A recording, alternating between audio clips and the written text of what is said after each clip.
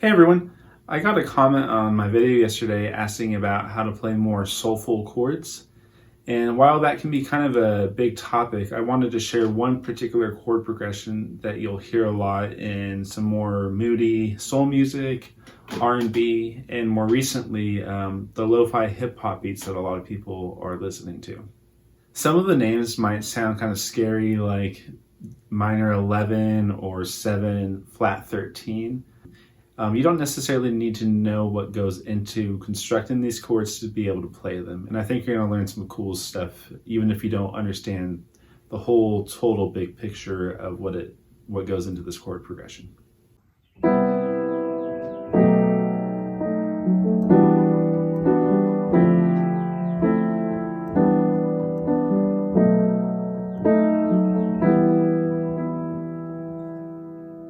This chord progression is in the key of E minor, but I'm going to explain it using numbers as if we were in its relative major of G major, just because people that are familiar with numbers can usually conceptualize the numbers in major keys rather than in minor keys.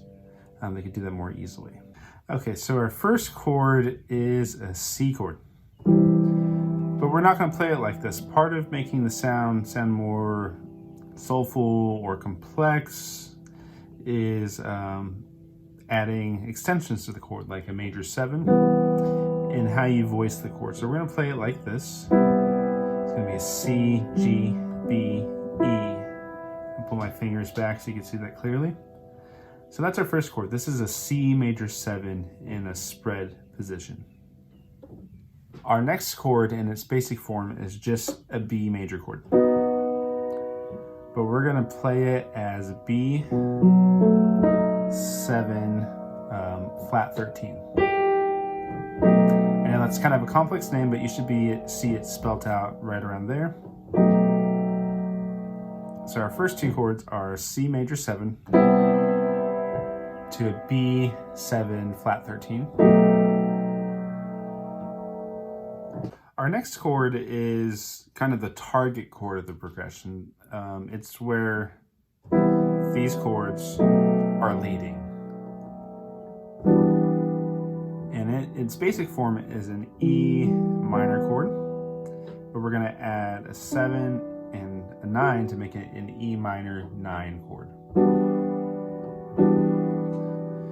There's a lot of variability in what extensions you want to add to these chords. Such as the major 7 or flat 13 or minor 9. You could kind of take or leave them or even extend the chords even farther.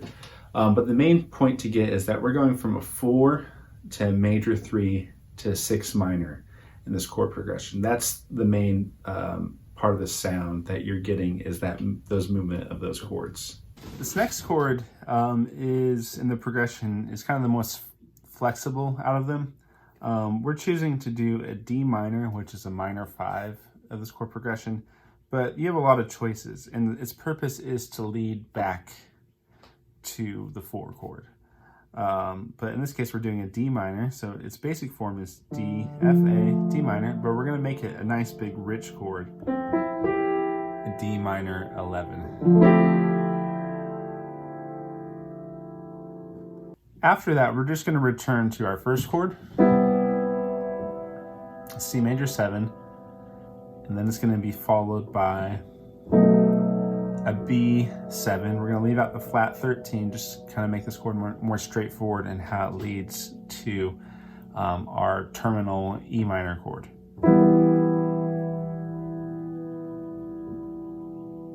So altogether, we have this progression. I'm going to play it relatively slow.